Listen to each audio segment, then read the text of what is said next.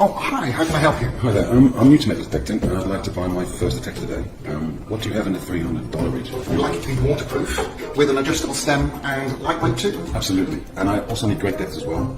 I'd like wireless audio, USB rechargeable, and it would be great if you had software updates. I've been detecting for 30 years, and there's no way you can get all of that for that price. And that is where this gentleman is wrong, because there is one option. Only one, though. The Dr. Macro Simplex. And the Simplex becomes the best-selling product worldwide, setting a new bar in terms of price-performance ratio. Simplex has advanced in many ways: hardware, software, design, and ergonomics. Yet one thing has stayed the same: worldwide proven performance and success, backed up by a company that cares. Nokta Simplex New Generation. For every budget.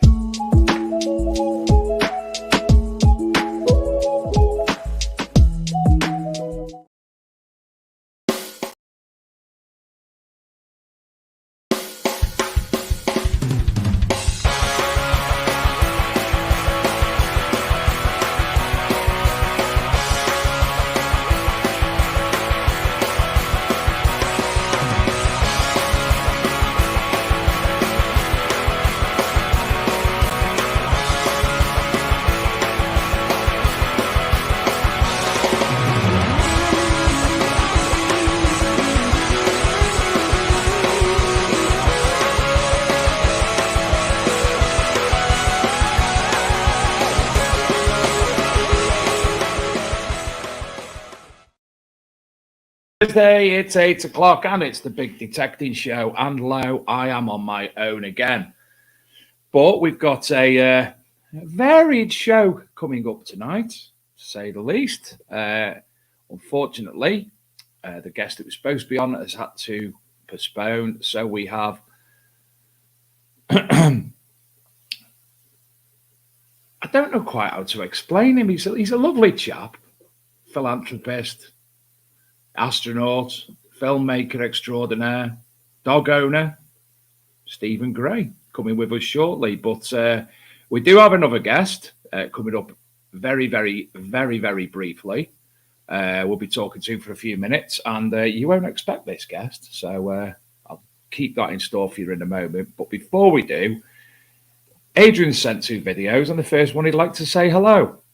Probably drunken.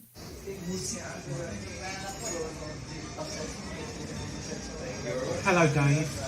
Cheers, everyone. Have a nice evening watching the show, and I'll be back very soon. Bye. Likes to rub it in, doesn't he? So, yeah, busy all week. Myself and Shane went out on Saturday.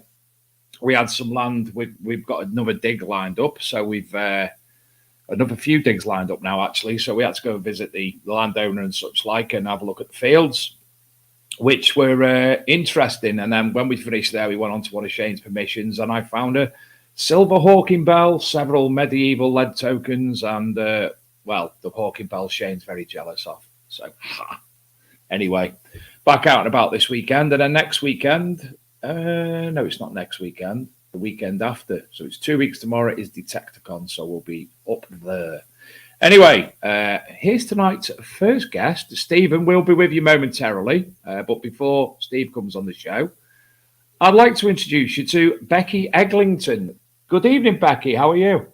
Good evening, Dave. I'm very well, thank you. Thanks for having me on.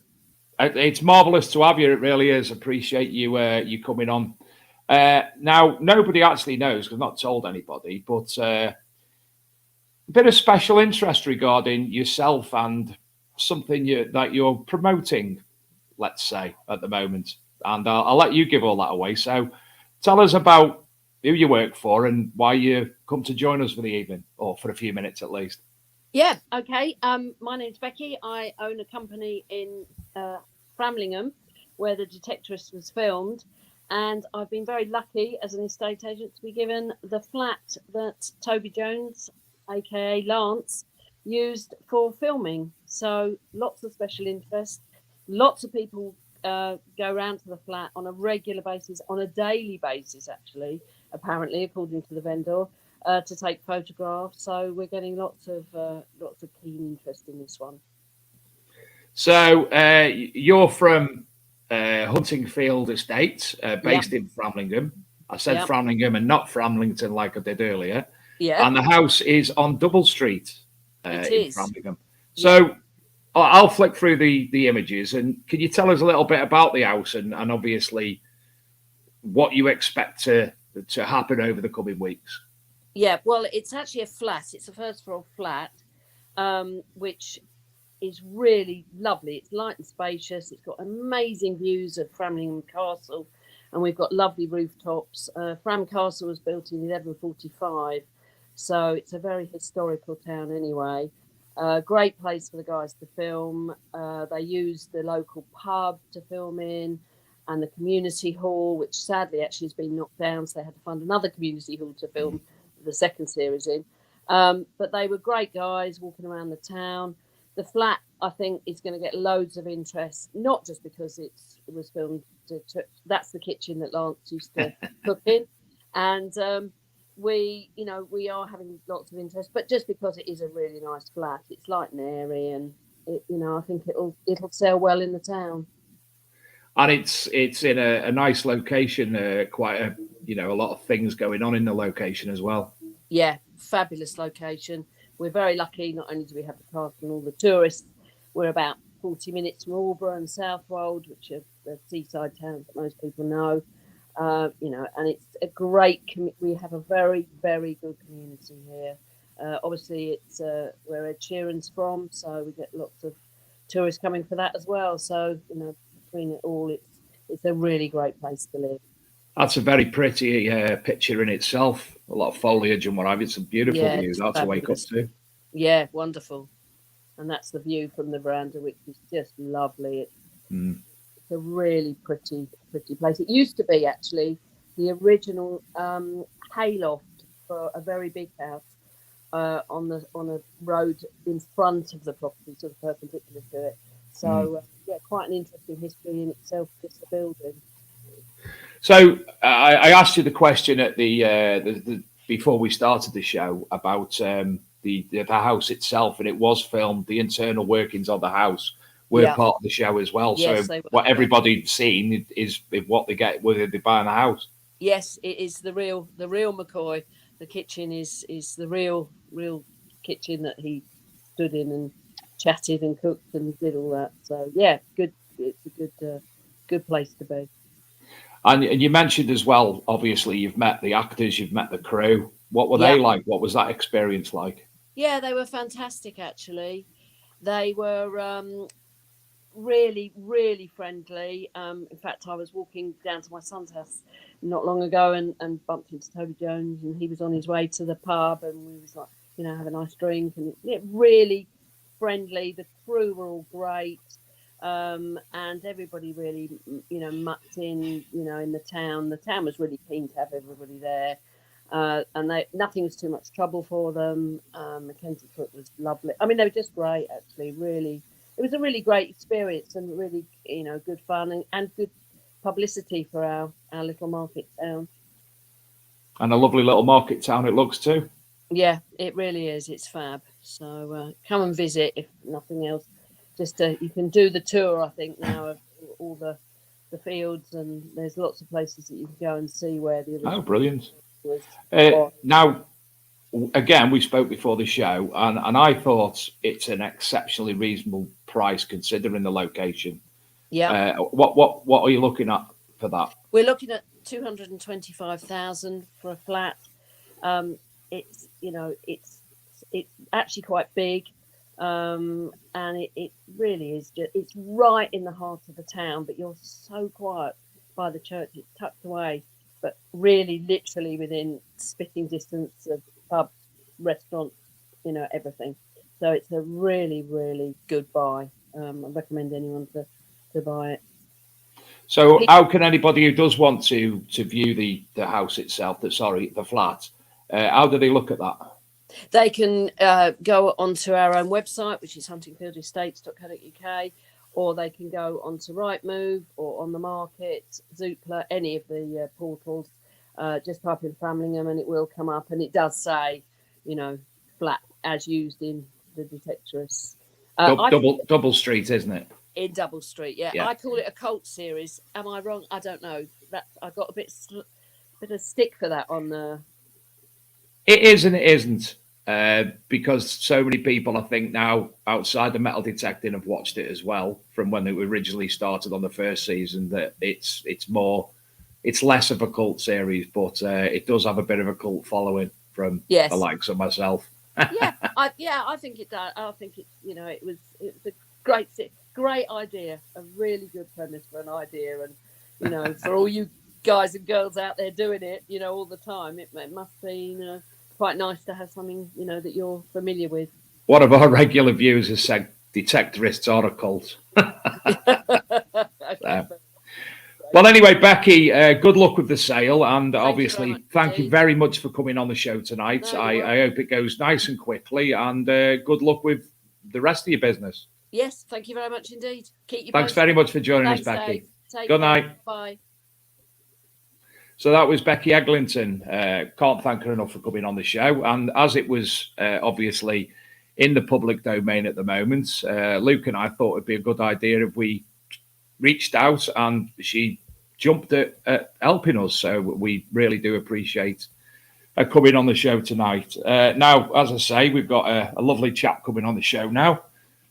Philanthropist, aviation engineer, Stephen Gray. Hi, Stephen. Hello, Dave, mate. Are you well? Can you hear me okay? Can hear you fine. Can you hear me? Yeah, it's all good, mate. I'm not wearing any headphones. It did say they were best, but yeah. Do me a small favour and turn your phone onto into landscape, and then we'll be able to see you properly. There he is. Okay. Well, one sec. Right. There you go. Right. It's Buster. Barking. I'm just sitting in the little front garden here. It looks lovely, mate, to be fair. Not as good as that one in Framlington you've just been showing us. Absolutely not. It's beautiful, wasn't it? Yeah. What a view.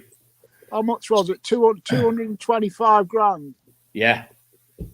Sid wants to pay a £5 a week, but I don't reckon he'll get it for that. Not with today's current marketing climate. I reckon if we just put a bid in for that price and raffle it off at Rodney Cook or Detectiveville, I reckon if we'd sell £50 a ticket, one of us will win it.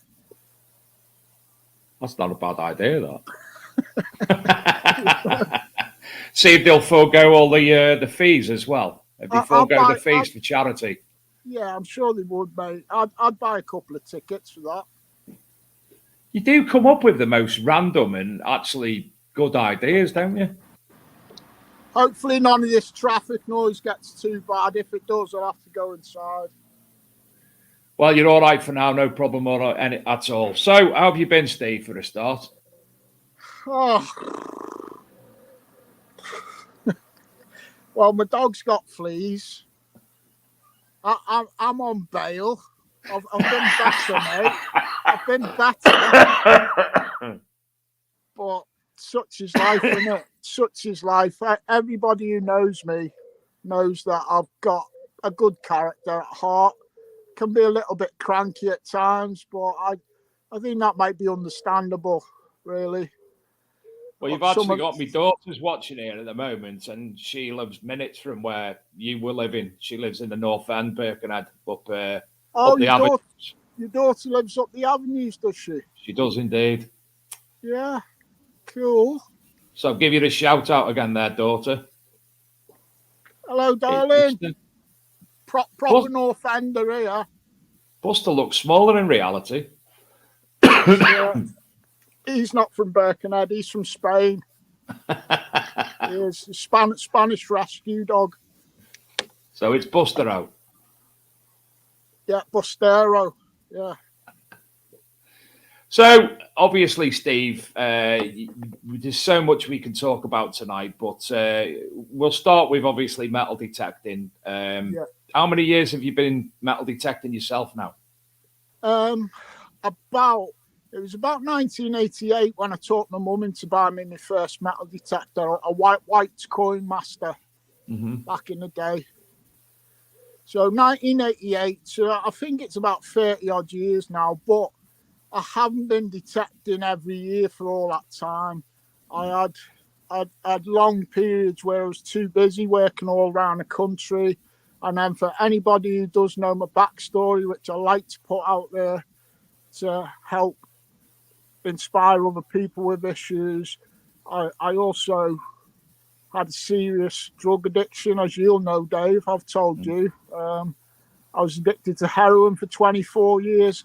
So most positive things went by the wayside and all that. Occasionally, I still picked the metal detector up, even when I was dysfunctional. But about 8 or 9 years ago, I beat all my demons, and while I was working towards a sane lifestyle, I started metal detecting again, and I took it up with a passion this time. And for the last 8 or 9 years, I've been detecting every week for the last 8 or 9 years, and just out of boredom and too much time on my hands, started a little Facebook group, got to know 1 or 2 faces. Back in the day, got to know the likes of Julian Evan Hart, got to know the likes of Sid Perry.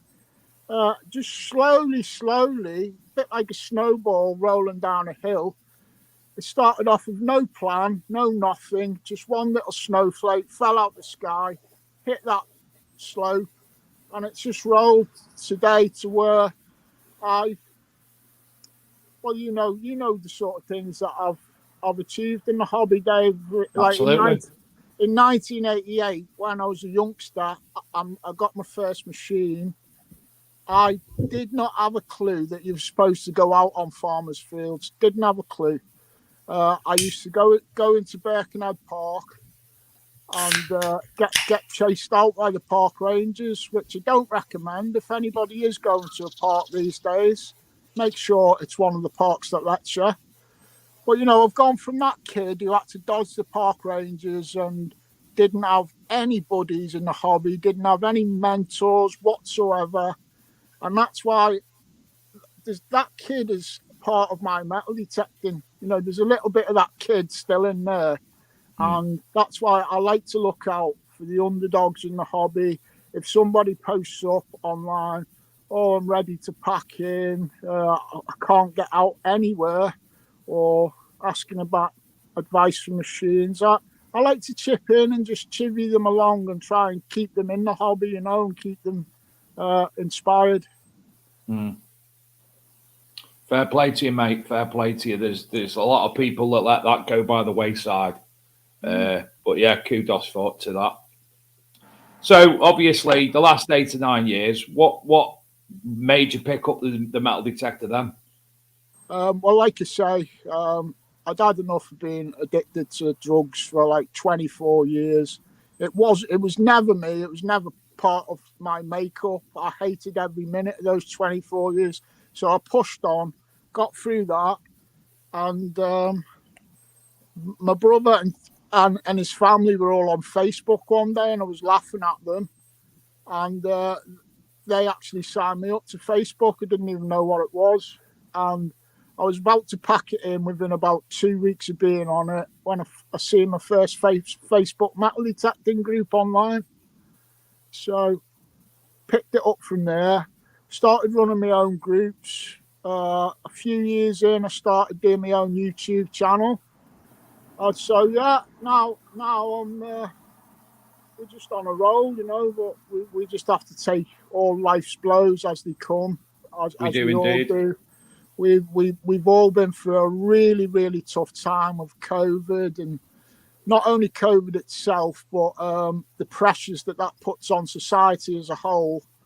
You know, financial pressures, all kinds of just mental health issues. And I've been through a lot in the last 3 years. In the first pandemic, we were trying to manage that, and I lost my wife to cancer in the first pandemic, COVID funeral and all that. She left me a little doggy, Buster, who's 17 and a half years old. So wow, that's some age. I have to keep my focus for the pets. Tilly, the cat, is here as well. I have to keep my focus for my wife's pets, and I use metal detecting basically to anchor me into something positive. I've got a question that's just popped up from Rob Random.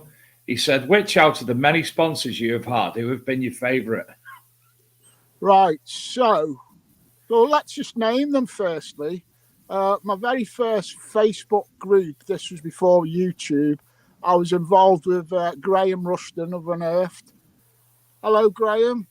I can't remember who might have been next, but I think the main big one after that was Leisure Promotions. Hello, Pete and Ashley. And alongside them at the same time was Nocta Macro. I was testing for them.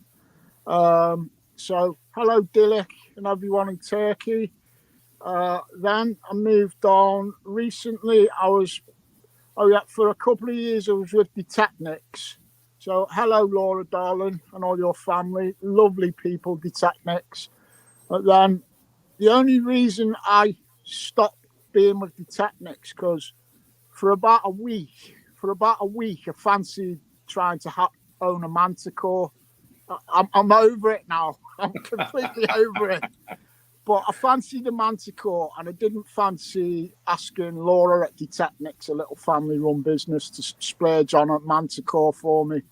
So I said to Laura, is it all right if I go and explore other avenues, Laura? See if I can get a Manticore. She's like, fine, Steve. Really nice working with you.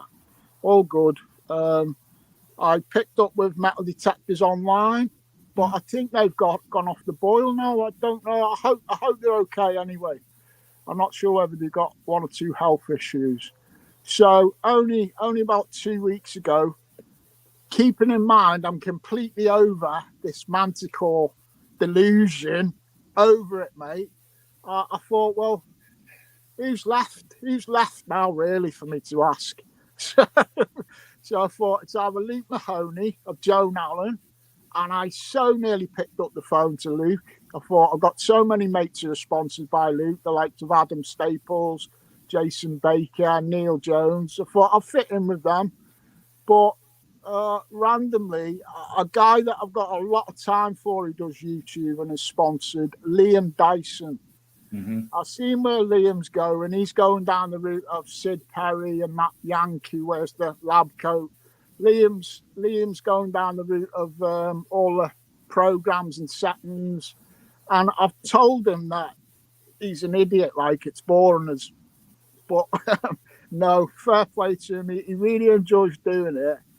And I seen that he was sponsored by Spinner Disc. So I thought, you know what? I'll ask Spinner Disc, see if they want to sponsor me. And yeah, they did. Spinner Disc sponsored me the other week. And I said to Carl, I said, the only machines really at the minute that I'm interested in, that I would like to look at, is either the Equinox 900 or the Legend.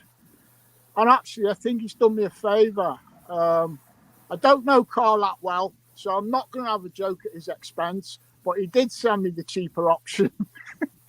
But you know what? The Legend, mate, it's a killer machine. So in the coming weeks, and I know it's been out now and there's loads of videos out on it, but I will be doing, I'm not even trying to plug it. It'll just be me doing videos of me falling in love with the Legend, because I know I will because of its capabilities. Yeah. And you've had a lot of Nocta Macro machines in the past, as you said. Yeah, and, shout out to going straight over from using them in the past to using the Legend. There's not much of a difference for you, is there? No, but I am a bit retarded when it comes to settings and menus. I am. Some of us just watch Liam Dyson's and you'd be all right.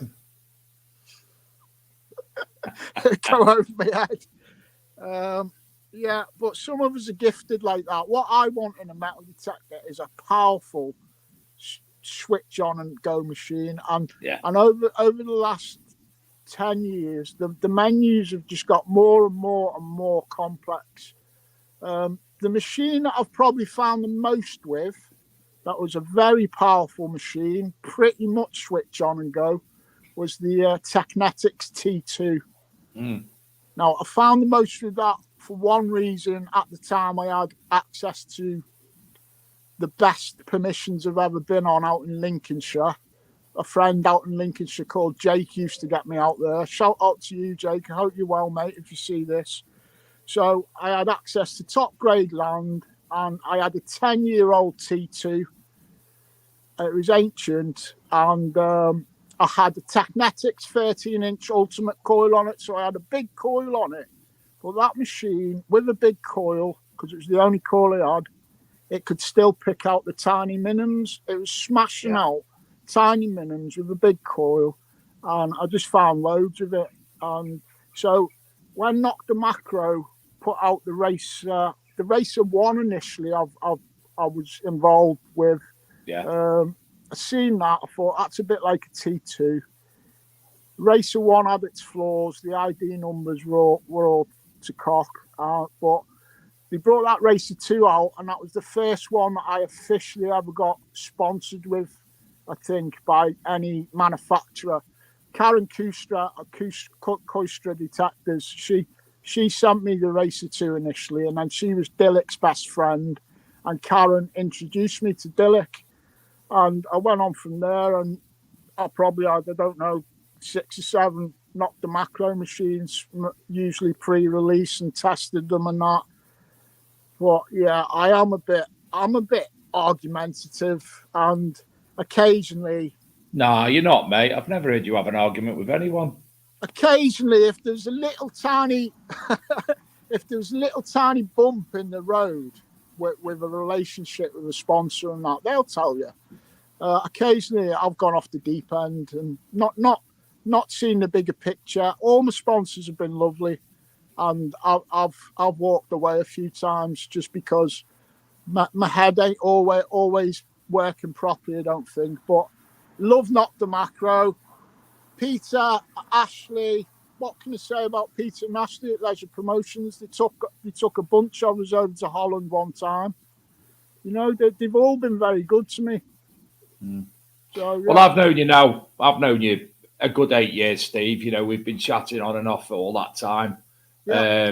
You know, we put your videos out years ago, what seems like years ago now. And I can honestly say that, you know, I haven't got a bad word to say against you at all. I've always gotten marvelously well with you. And seeing what you do in hobby, yeah, you'll antagonise people. You are Marmite. But as you said before, you've got a heart of gold. What happened with me, Dave, is I spent 24 years when I was an addict. I spent 24 years lying to people every day. And when I got clean, it was like a weight was lifted off my shoulders. And I just in my head anyway, I always just say things as I see them. Now, I just always tell the truth. And occasionally I get my timing wrong, or I'll choose the venue wrong, and I'll just go in online, whatever, and I'll just say some random stuff without thinking, and next minute it's like, he's this, he's that. I don't mean it. I don't really mean it. I think everyone knows that, Steve. Everyone who does know you properly knows that. I'm out for the underdog. I'm out for that kid, like I was when 34 years ago. I'm out for that kid who's got kicked out the park with his H150 or something and doesn't know any better, and he just wants a little bit of guidance. And then I along the way in the last 8 years, I've got some of the best connections in the hobby. That's been like a snowball effect. People like yourself, people like Julian Evanhart, people like Sid Perry, all the YouTubers that I chat to, your friend Shane, Adrian, you got Luke here on board with you. I've got all just at my fingertips, and a host of other people, and a lot of people abroad. Top talent in our hobby, the movers and shakers. And my little phone I'm talking to you into now, I just dial into any of that instantly, and I think that's wonderful, you know. It is. I mean, you know, 34 years ago, there was a couple of clubs here and there, and you wouldn't have known that as a it was teenager. hard. It was hard work, mate, trying to get a club in Birkenhead. I remember I had my eye on a club for about 2 years, and I finally plucked up the courage to phone them. And the guy answered the phone. He said, "Oh, I've just wrapped it up. I've just packed my club in." Used to get the odd tiny little advert about that big in the back of one or two treasure hunting magazines. And then I eventually rocked up at West Kirby Metal Detecting Club. So did I. Shout out to them. I think Phil, so did I. Did you? Oh, I wasn't there then. When was that? That was early noughties. I was in West Kirby. They were a great bunch, the meetings and what have you. Made some friends in there.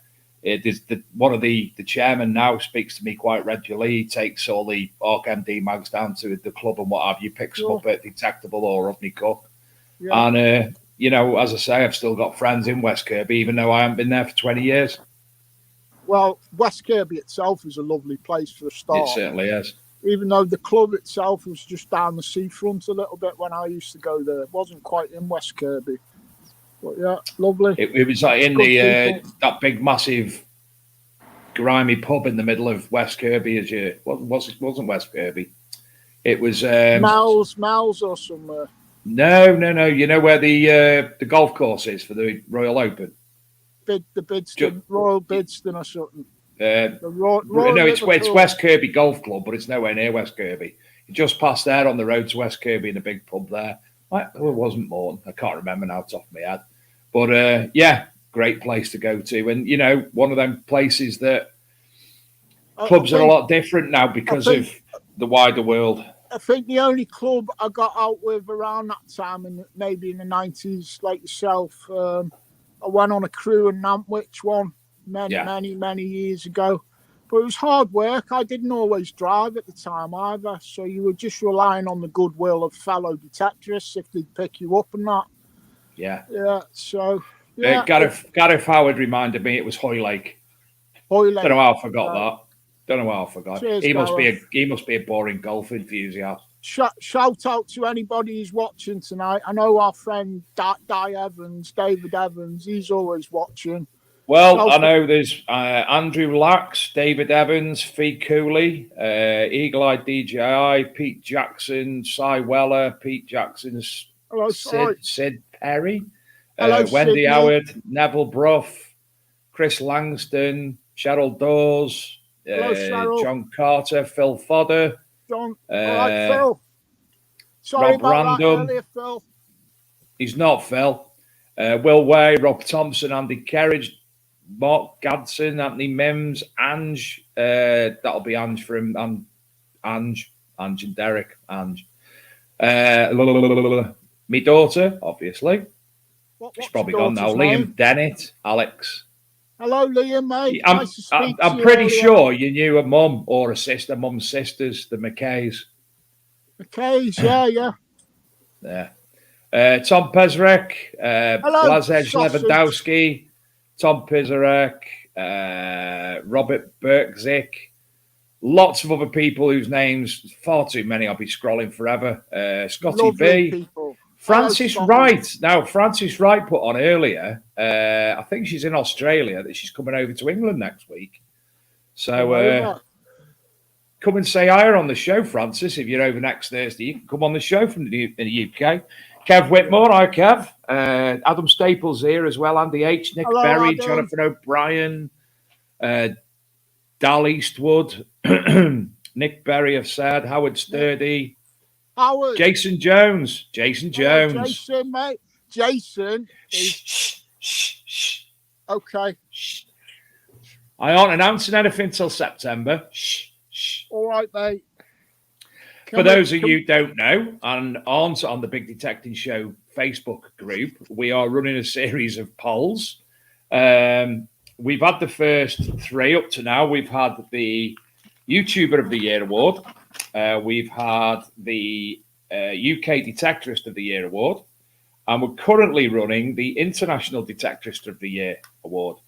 And we've got several more, and we've got some of the obvious filler ones as well, just for fun ones. We've got them as well. Mickey Richardson's here now. Hi, Mick. Mickey, you should have been on Jeff the show. Miller. What's his name? Steve Pettican. Always gets me that with his bloody YouTube name. So we've got them. We've got lots more coming up. Please keep your eye on it, and please vote as well. It isn't just for fun. We're giving a lot of people. It's funny as Dave. It's funny as. We're giving a lot of people who people have never heard of the names up in lights, because people are saying, I personally believe that this person is one of the Detectorists of the Year because, and we're putting them in the top 15 and then letting the public vote who they think is their favourite one of in which thing. So we're going to be announcing that in September at one of the big events, and hopefully we're trying to come up with something that we can give to them as a reward, not a reward, award, something a keepsake. Obviously, we don't have any money, so Tom Pizarek or one of his talented mates will 3D print. Listen, no, Tom Pizarek. We don't talk about him. We're not giving him any airtime. Tom Pizarek. He must be a multi-millionaire now, surely, from the amount of things he's won on lockdown competitions. Oh, is he one of them? Is he a Hoover? Oh, he's a proper Hoover. He's 4, 5, 6, 7, 8 times a week winner. He's a talented businessman as well, and he's a proper Polish mover and shaker as Tom. But I was just going to say, he might be able to get you some 3D printed up little keepsakes for the winners or something. Yeah, brilliant idea. Yeah. Rob Random said the tidy trophy. I wouldn't ask him because there'll be that many, and I wouldn't ask him. I wouldn't get him to put himself out with all the expense and such like. So, few, won't I? Yeah. Well, we're looking at about probably 10, 11, 12 different prizes, and obviously what I'm thinking of having like YouTuber of the Year on the back of it, Big Detecting Show on the other side of it, sort of thing, or something. I ain't got anything in my head, to be honest. But Tom is the sausage master, apparently. What prize have you got for the person who comes third as UK YouTuber of the Year? You have you actually get for that my commendation. To be honest, A pat on the back, Dave. Yes, but not one where you're walking underneath a cow. No, maybe a can of bitter or something at one of the events. I'm sure I could roll something up, or when people bring me cakes, I can share the cakes back out to you. Can of warm cider. No, I've got a cool box in the van now. That's all right, mate. That's all right. So where is your mate Adrian this week? Where did he go?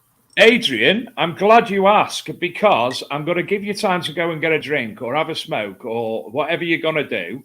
And I'm going to play a 3-minute video that he sent me this evening from on his Mediterranean cruise. I think it's 3 minutes anyway. Yeah, 3 minutes 49.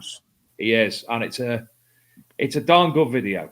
So here's Adrian on holiday.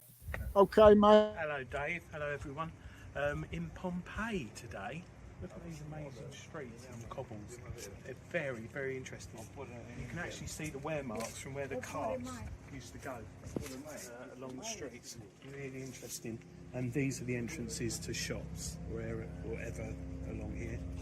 And the stones in the middle of the street was designed to control the carts going through them. Quite interesting. Also, the cobbles are there to help people cross the street when it was raining, because it'd be flooded and water would be gushing down. Even though it's hot, but a lot of the artifact ruins have been rebuilt, but some of it still remains original. But yeah, so I'm just heading down here now, and I'll tell you all about it when I'm back. Speak to you later. Bye.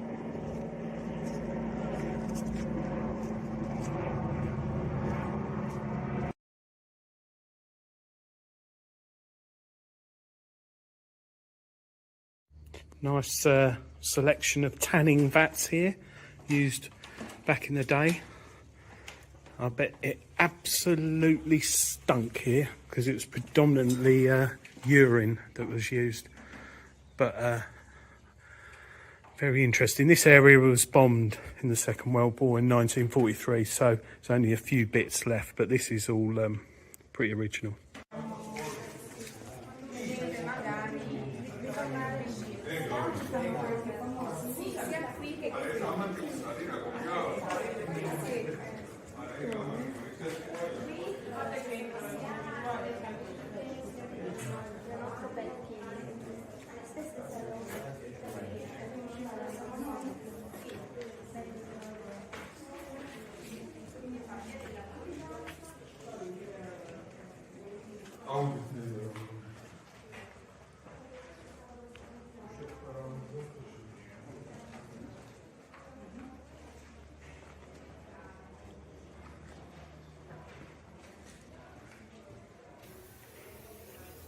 Adrian, I'm getting motion sickness. This must have been a very wealthy family.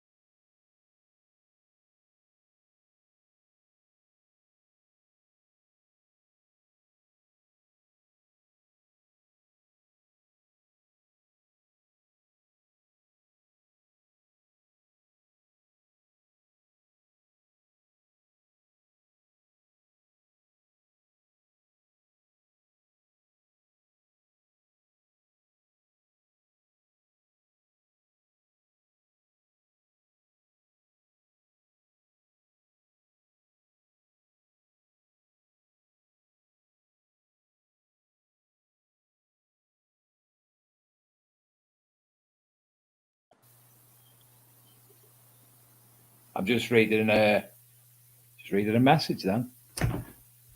There you go. Adrian does Pompeii. Expert camera work. fantastic voiceovers. That was looked absolutely stunning there. I couldn't hear a word he was saying because for some reason his videos are mute on my feed.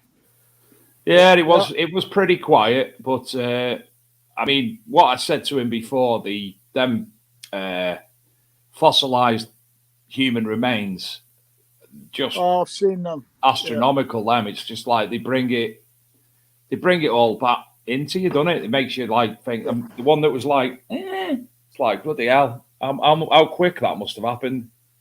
Well, yeah, instantaneously for the poor buggers. Mental. Yeah. So it's all what we're about, isn't it? It's all history, Dave. It is.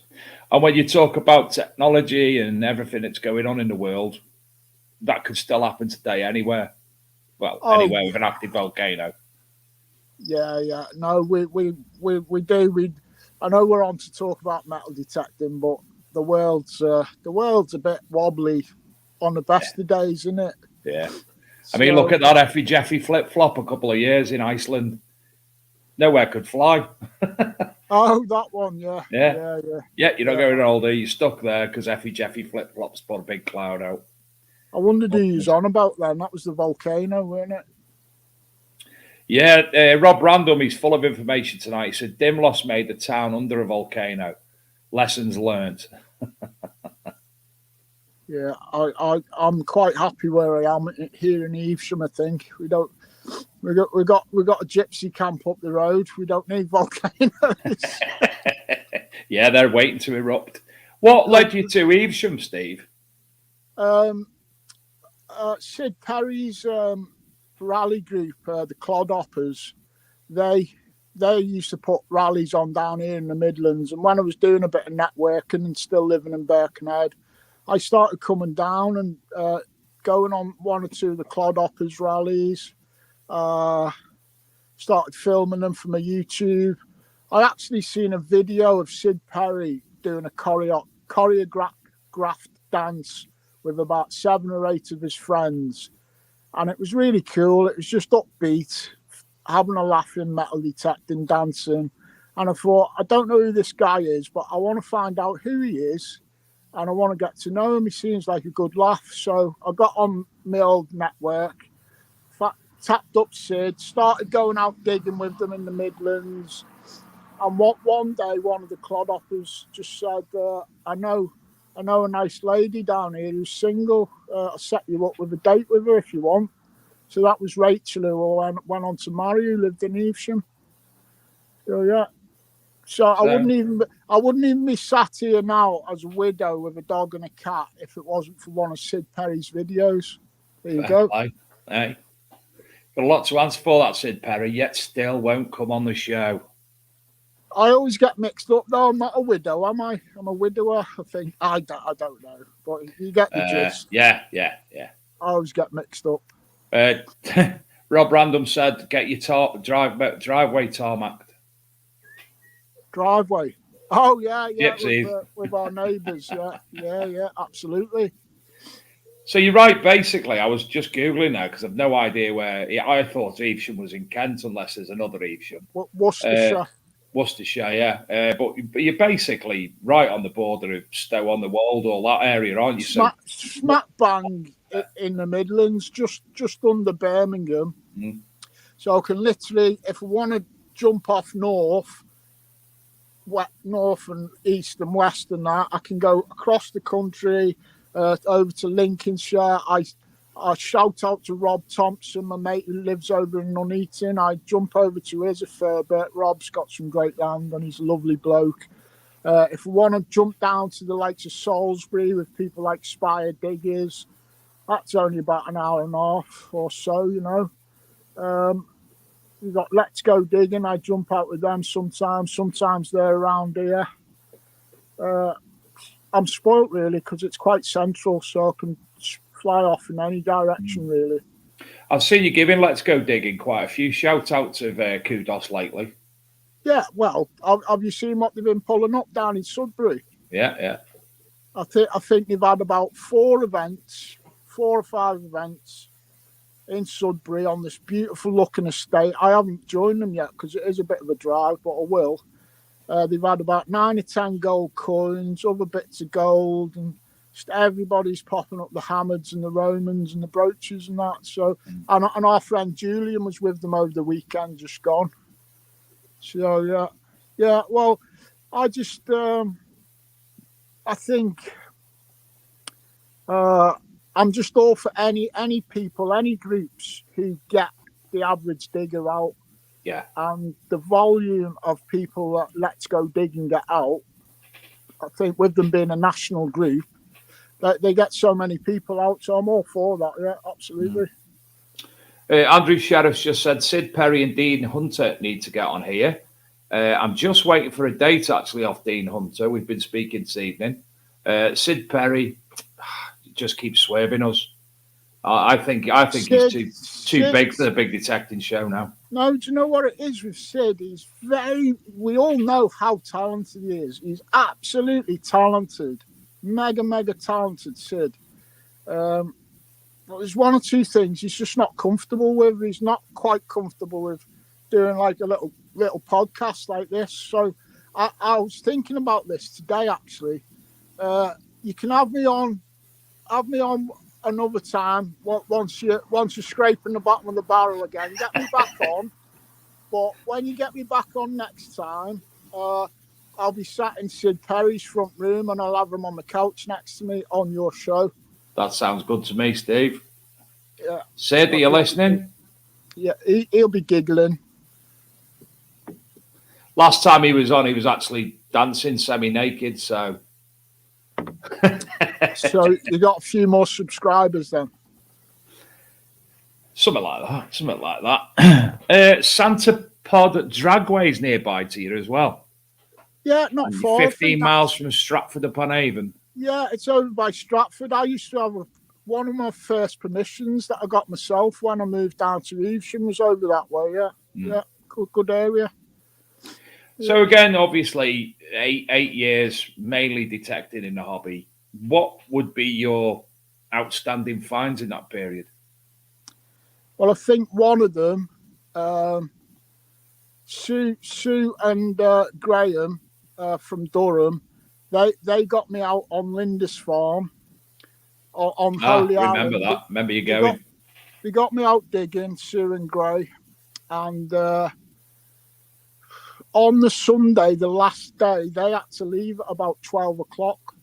Well, we'd really been hammering the beer and that the night before on the Saturday night. So when they left at 12 o'clock and left me on my own on the island, I was still hungover. I was still hungover from the night before.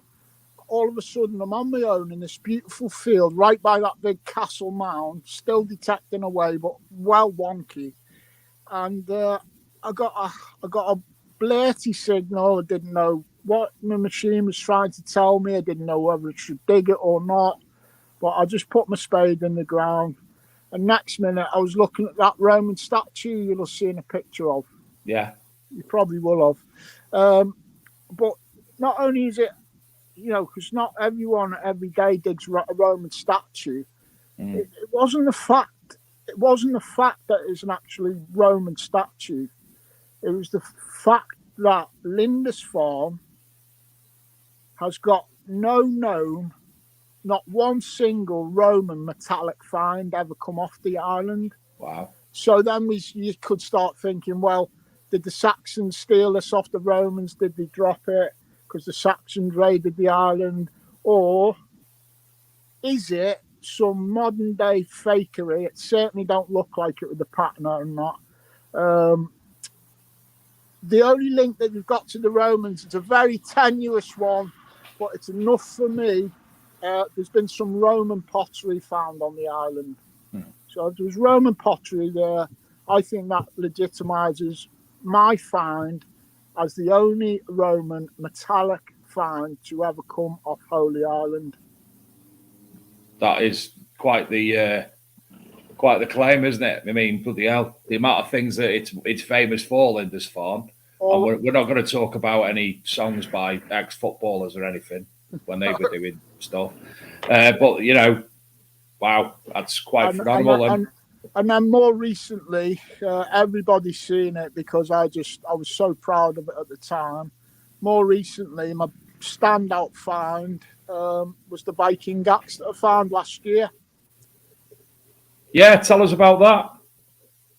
Well, I was on my own permission.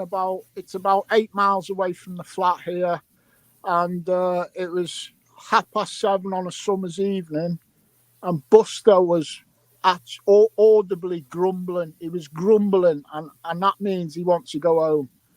And so I literally, there's only me and Buster in the field, and I do talk to him.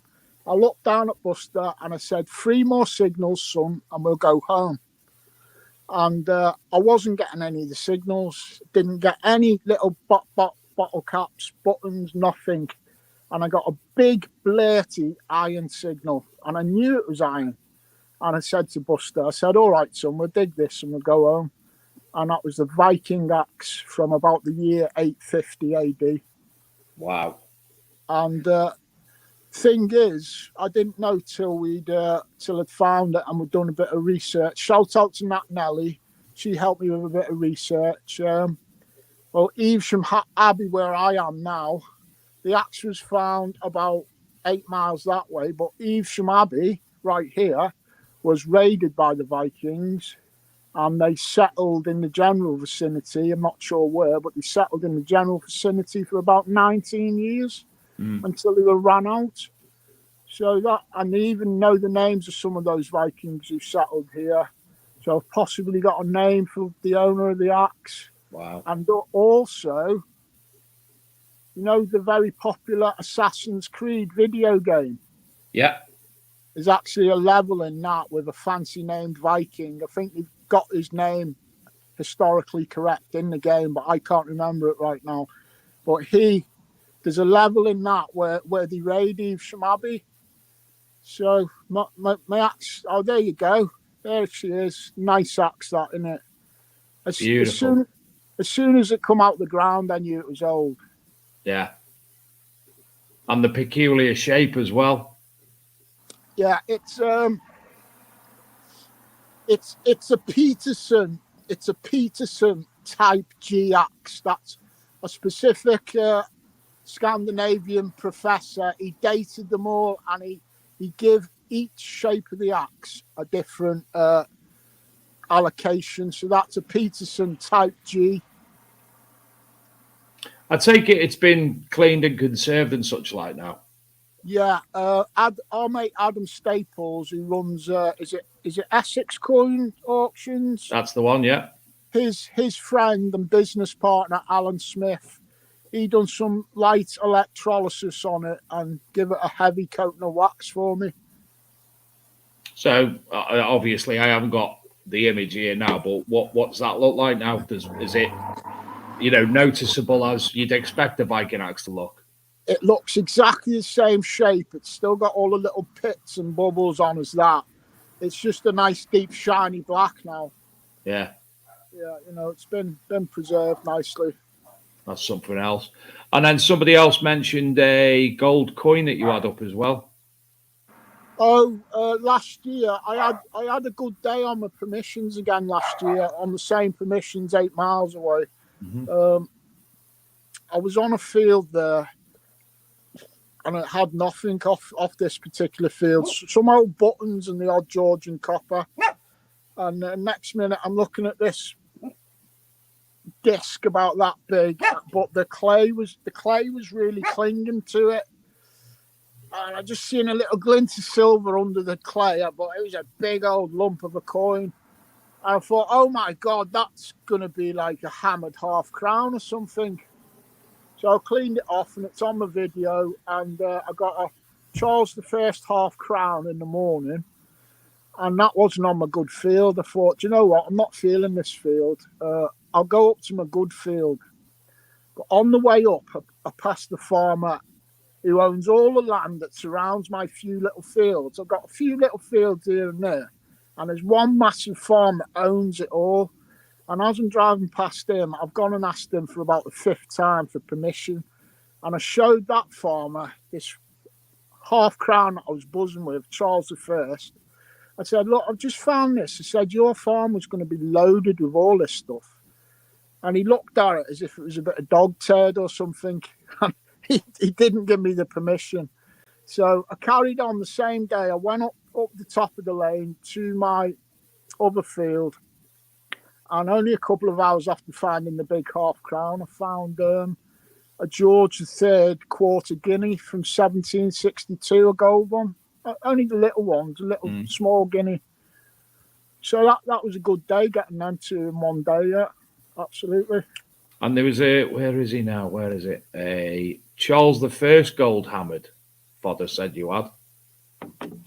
No, Fods, I had the Charles I silver big half crown, and then I had the tiny, on the same day, I had the tiny little George III milled quarter guinea. Now, I have had two Charles I gold coins. I've had two Charles I gold hammers, but that was a number of years ago in Lincolnshire. Yeah. And also, Nick Berry says, and we all know how good I am with foreign names, was it Ivor Varen's daughter? I'll put it on the bottom of the screen. Yeah, I think yes. I think you're right there, Nick. That's spot on. I think that was one of the Vikings. That could have been the very man who was wielding my axe and chopping things up, and who has now been enshrined for all the kids on Assassin's Creed. That's mental. Mental being able to actually, find a random Viking. This is his potentially. This is his axe. Yeah. Fascinating. The Monk Slayer. Is that what he was? Yeah. So it's rally season's about to start for all the big rallies. We're up at Detecticon in 2 weeks. Yeah, we're up shout out to Scotty. Scotty's smashing it up there, and there was no such thing as Detecticon a few years ago. All of a sudden, this little cheeky, tiny little Geordie with blonde hair rocks up. He's like, Detecticon, come and get it. And fair play, Scotty. Absolutely smashing it, mate. Will this be his third Detecticon? Hold on, Steve. Hold on.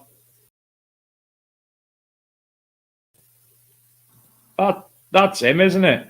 Yeah. Is that his lad as well? No, that's the kid out of Nativity. Oh, okay. Right. Yeah, so Scotty's absolutely smashing it up there, getting us all on good finds. With me now being down south a bit in Evesham, I haven't pulled my finger out and made the drive up to get on Detecticon, and I'm not down for it this year, but I think I better damn well go there next year. Do you know, I think it's actually the fourth. Yeah, third or fourth. It may well be the fourth, yeah. I'm really looking forward. My lad hasn't, obviously, I've done the van, turned the van into a camper, and my 10-year-old's coming up with us. So he's beside himself because it's his first time away. So me, him and Shane are going on a road trip. Cool. Lander, go there on the Thursday, doing a show live from a pub in near the event, and then 3 days detecting and meeting folks. That could go sideways, doing the show live from the pub, yeah. Mate. Adrian done it not long ago. Luckily, he was driving, but yeah, it could go sideways. Me in a pub. So how old's your lad? 10. What's his name? Mason. Shout out to Mason. And I reckon he's probably taller than you already, Steve. He's massive. His dad does run the big detecting show. Big detecting. He's massive, and he's a goalkeeper, and he's getting kudos from a lot of people. I've used that word too often tonight, kudos. He's getting big ups from a lot of people with his goalkeeping, and he's now started something else. He even took himself swimming the other day, and he wants to start the gym as soon as he turns 11 because he said he wants to pump iron and get big. As long as you keep him away from fishing and golf, mate. Mate, can't have fishing or golfing. I took him fishing last year. The Angling Society were doing a free days at Middleport Canal down in Stoke. And I took him, and do you know what? The fella even said, I've never known anybody who's never fished before do so well. He had about 10 fish in an hour. He was just pulling them out. And I'm like, yeah. Who does that remind you mate. of? Boring. Who does that remind you of who's good at everything? Sid Perry. you got it, mate. You got it. So your Mason's going to be a Sid Perry in the metal detecting world. Well, he's not allowed to golf. He's not allowed to pick a club up because he's not becoming that boring. He's not middle class. He's working class like us. Yeah, that's it. That's it, Bunty. Shut up. Evening, Shane. Shane's in the house. He must be home from karate. Hello, Shane. Hello, mate. So we're not very far from you, Steve. Next time we've got an event on, we'll obviously give you the shout. You can come pay us a visit. It's another one. I just haven't hooked up with yet. You know, occasionally there's been illness in the mix for myself, or just sometimes the weather. I don't like going out if it's baking hot. Like if it's absolutely baking, I'd rather swerve it. But so one person who I've got penciled in that I really want to get out digging with is, like you say, Shane. You know, he's invited me, so we'll be up there soon, mate, when you're getting one on. Yeah, more than welcome to join us. No problem there. So other than obviously not going to Detecticon, Rodney Cook, Detectable, anything planned? I haven't even looked at the calendars, but I'm presuming that Detectable doesn't clash this year with Rodney Cook, hopefully. Rodney Cook's on the first weekend of September. Detective's the second, and somebody tell me if I'm wrong. Just Detectives the week after that.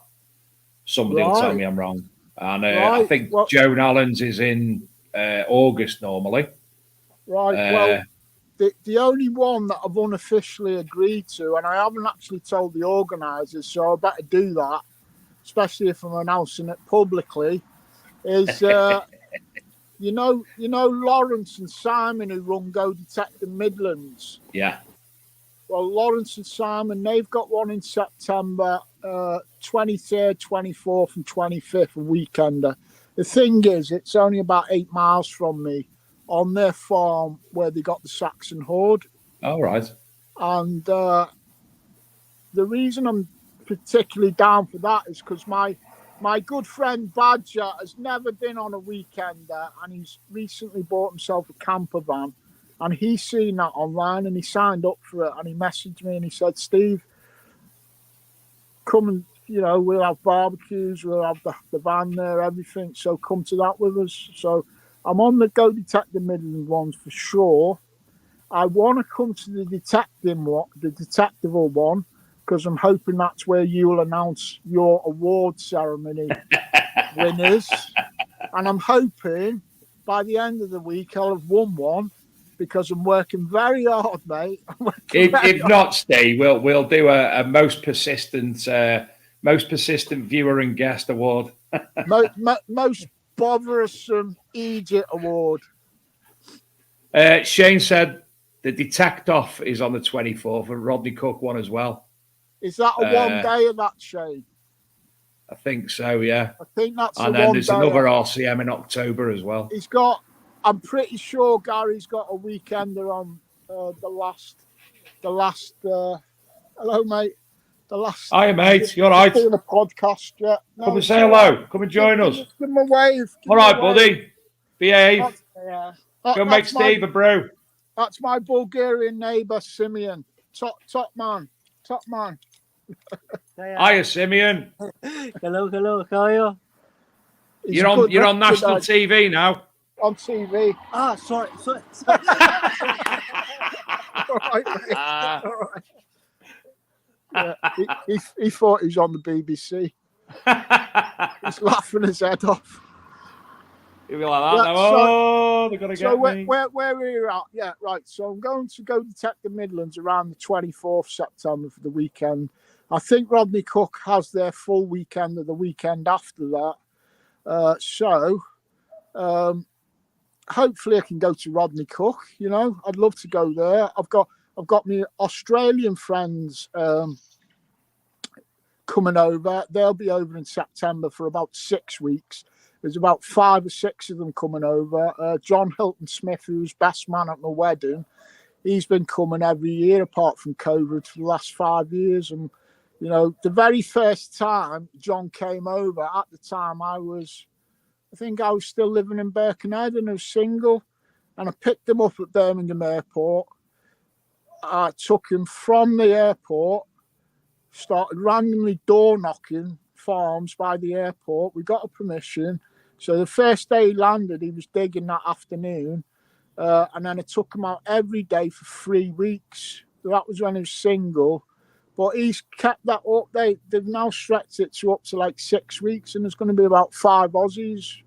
You know, they're going to be pinging from all their events. They'll be at Detectable, all the Rodney Cooks, and every other one in between, just keeping themselves busy. Mint. Do you know I've always, in my head, I always think of you.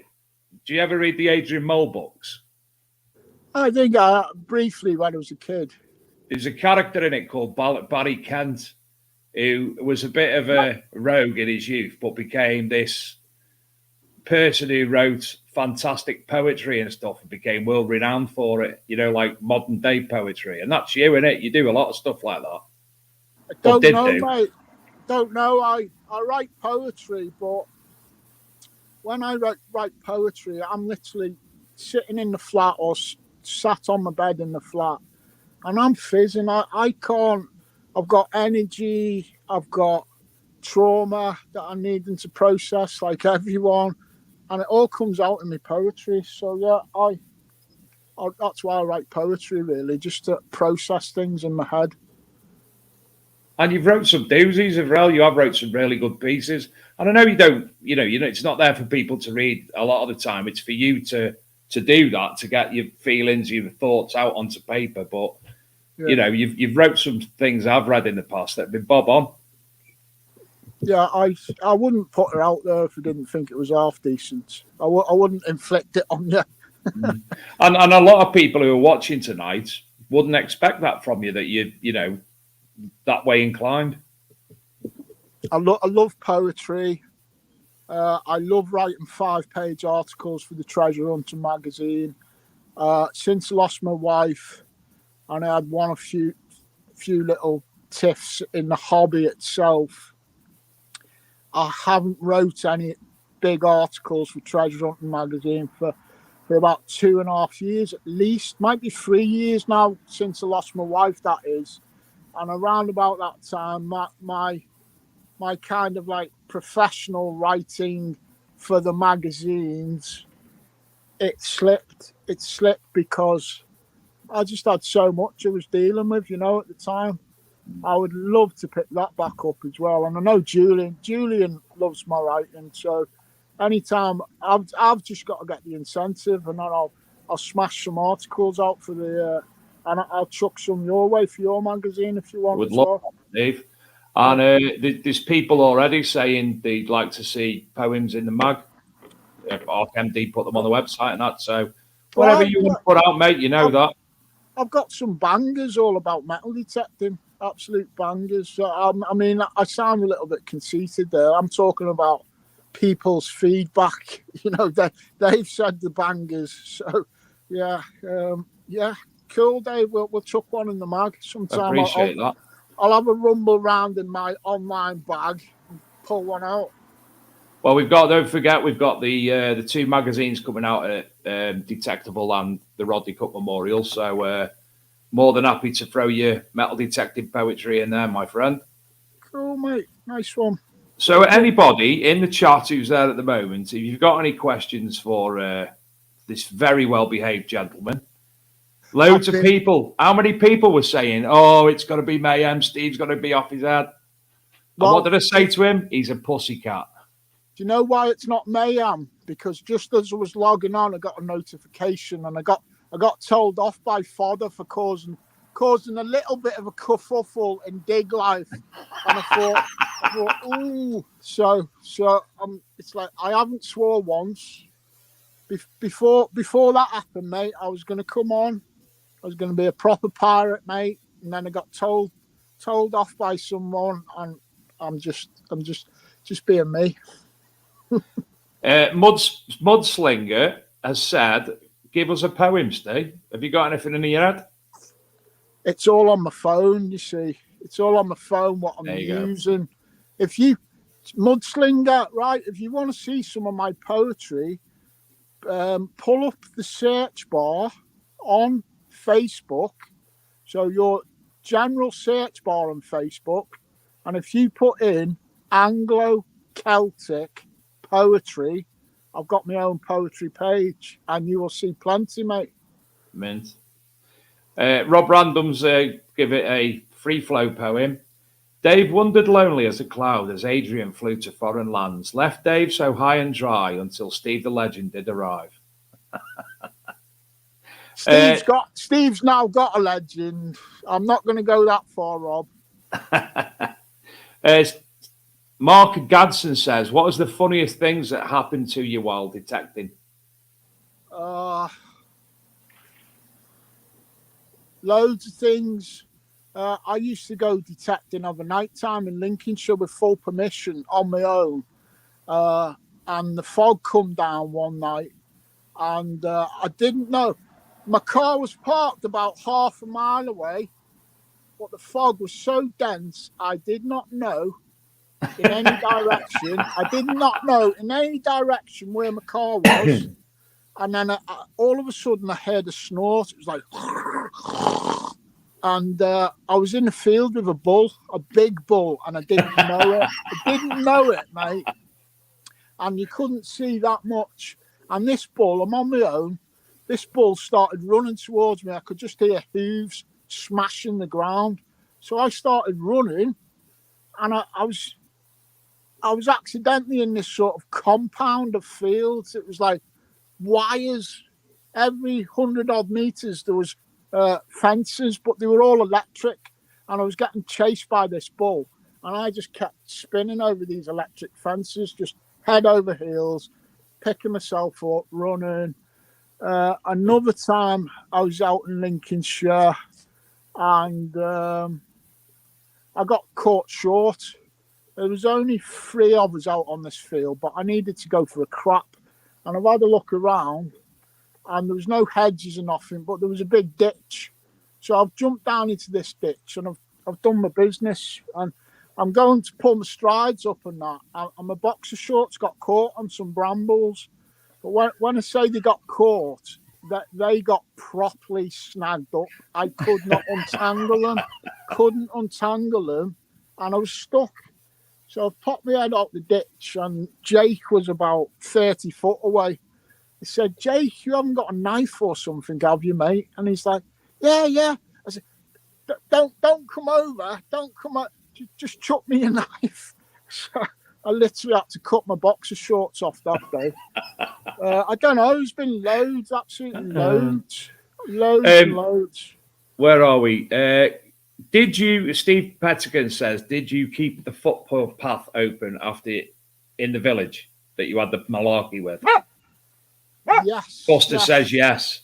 So on the local Facebook groups, the community Facebook groups, everybody was up in arms with a local lady who owned a mill house with three public properties going through it. And she was putting barbed wire, she was putting big jagged bits of metal on top of gates, she was stopping the public access. So I went up there on my YouTube channel, bought a pair of bolt croppers and cut one of the gates off that she locks off she'd illegally put on the gate, put it on my Facebook. The police seen it, and by the time I got home, I got arrested. She ended up getting £10,000 worth of fines and nearly went to jail. Good. I got a police caution, and I had to pay £10 to replace the lock. You won that round. No, I lost big time. Because when I got the police caution, they took my DNA. Ah, yes, you did lose big time. So that went round and round in their police system. And then 3 months ago, I'm sat in the flat here 3 months ago. It was in the weekend of Spring Detectival this year, 31st of March, Friday. I'll never forget it. And unbeknownst to me, when they took my DNA for the little gate thing, it pinged a 15-year-old crime in Scotland that I was totally innocent of. It's just that my DNA was in that crime scene, but it didn't mean that I've done it, and it is going to get thrown out soon. But on the Friday of Spring Detectable, because of that DNA hit, the police come to my flat here on the Friday dinner time. They locked me up all weekend. They put me in a sweatbox and they sent me up to Scotland. And then there was all kinds of bullying and nefarious tricks in the cells in Scotland. I've been through hell because of that, and it was all because I cut the lock off, really. But actually, I'm glad in a way. It's been hell, but there was a crime with my DNA on it, basically in my name, that I didn't know about for 15 years. And I am innocent, and the balance has now just been tipped. My solicitors, the penny's finally dropped. It's looking like it's going to get kicked out, but I got locked up for 4 days, sent up to Scotland, had to go up there the other week for court as well. So I don't know. I don't know whether I won or lost, mate, but I certainly learned. So when you got put in the 4 days, what happened to Buster and the cat? Badger and Lucy, luckily they let me message them. God bless them. My local friends, Badger and Lucy, they took Buster for the 4 days and they kept coming around feeding the cat. Good. Glad to hear that. One final question from quite a lot of the public is something about Anglo Pissy Pants. Anglo Piss Pants. Oh, that's a funny story. If you want that one, that's a funny one. Jay Britton and his mate Andy, I can't remember Andy's second name off the top of my head, but Jay Britton and Andy, they put on a really cool weekend there. There was stunning Bronze Age and Celtic finds, Celtic gold ring money, a big Bronze Age buckle and stuff, and Roman hotspots. They put on a weekender in a place called Compton, so they dubbed it Straight Out of Compton. And I'm walking on there that weekend, and I'm walking on, and to the left of me was all the Polish, and there was like 200 Poles there, and I'm walking past them, and I get to the end of the Polish, and like somebody shouted, "Hey, Anglo Celtic," like that. I thought, oh, game on, lads. I'll be having a drink with you guys later. But what had happened was I got a lift down there at 11 o'clock in the morning in a camper van. So 11 o'clock in the morning, I was drinking. I was drinking from 11 o'clock in the morning, and I just continued drinking all that day. Into the evening with the English. I was sat around the campfires to the small hours, to like midnight, 1 a.m, drinking with the English, and then they all went to bed. And so I'm about 12 or 13 hours in on my drinking at this point. I've got up from their campfire. I've stumbled over in the dark to the Polish campfire. I'm like that. And like they're like, ah, and they're just chucking like all kinds at me. And then so we stayed up drinking till 7 a.m. So you work it out, 11 a.m. one morning till 7 a.m. the next. It was about a 21-hour drinking spree straight through. And then I went to bed at 7 a.m. in my tent thinking, oh, I'll get up in an hour and go out digging. As you do, Dave. And anyway, I pissed the tent, didn't I? I pissed it. And Sid had stupidly said he was staying in the tent, but when I woke up covered in piss, there was no sign of Sid anyway. But my sleeping bag was all wet. And I've gone outside, and I'm looking where I can have my sleeping bag up, and there was an awning of somebody's camper or something, and I thought, oh, I'll just chuck it on that string. And I kept chucking it up, still drunk, and it kept falling down about 5 times for sleeping bag. And on the 5th go, I've hung it up like that, and I've turned round, and all the shops on the the main event area, Yeah. I didn't realise it was right next to me, and there was about 30 people looking at me trying to hang my pissy sleeping bag up. I thought, oh, sod it, sod it, just crack on. I thought, what can I do now, Steve? What can I do that everyone knows that I pissed myself? I thought, there's only one thing you can do, and it's absolutely rock it. So, yeah, that's the legend of Anglo Piss Pants. And then after that, I went into the camper van, and I had my Apple iPhone charge lead, and Sid was in the camper van, and I've said to Sid, plug my charge lead in, Sid. And you know the little USB thing on the lead? Yeah. It was full of piss, and as it gone like that to Sid, it's flipped all over Sid's face.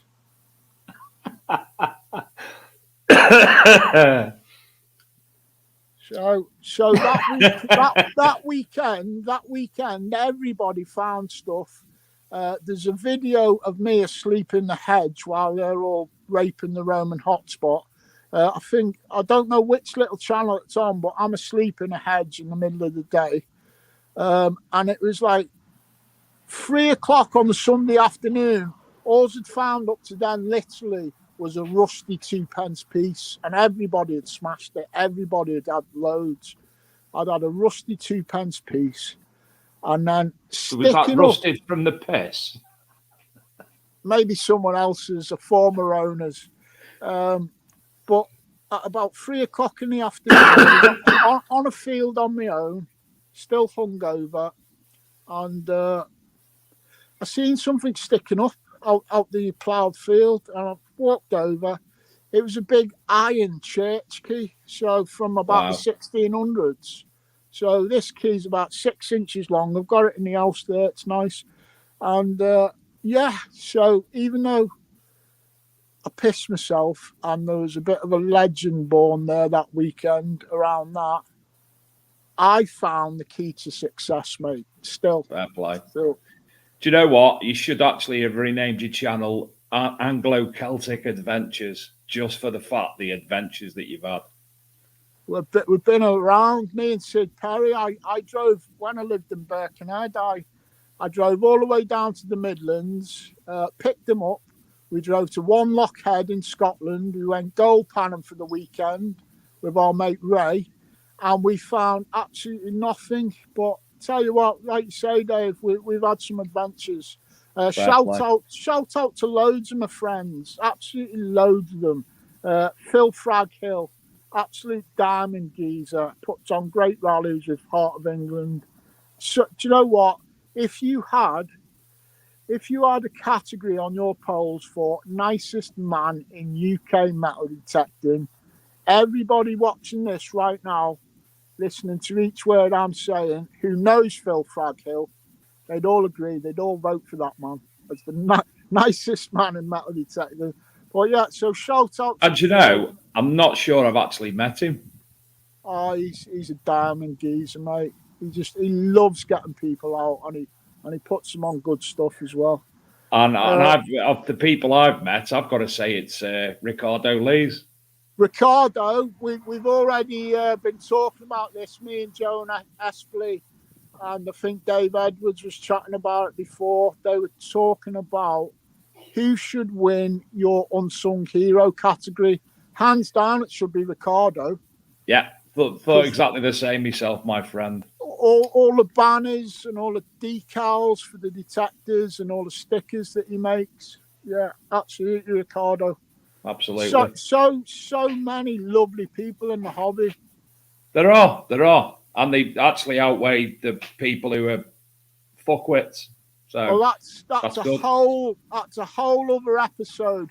If you want me on again another night, and we'll title it the dark side of metal detecting, I can give you a couple of hours of that, mate. I think we would get a lot of people watching. Definitely. Too many nice people to concentrate on the negatives. Yeah.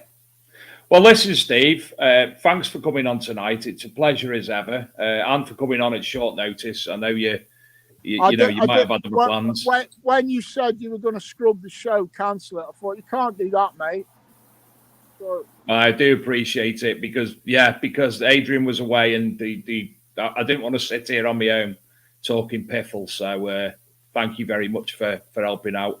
And to Becky, who was on at the start of the show regarding the house from the detectorist as well. Yeah. Thank you very much to her. But thank you to Buster as well. Yes, thank you, Buster. It's a pleasure seeing you in the flesh, in reality, instead of just on photographs. It's all right, Dave. I don't even like detecting, but I'll put up with you for an hour. And also, thank you to your Bulgarian friend for coming on as well. Yeah, starring role there, mate. I've made this day, that. He's going to knock you out when you finish. Well, you tell me I was on the telly. Right. Thank you ever so much again, Steve, and for everybody watching, and obviously Becky for coming on. We'll be back same time, same place next week. Hopefully Adrian's back, because I honestly have lost track of where he is. So I think Adrian should be back next week. We haven't got a guest lined up as yet for next week. I have just had a guest confirm a date in August. I think it's the 12th of August.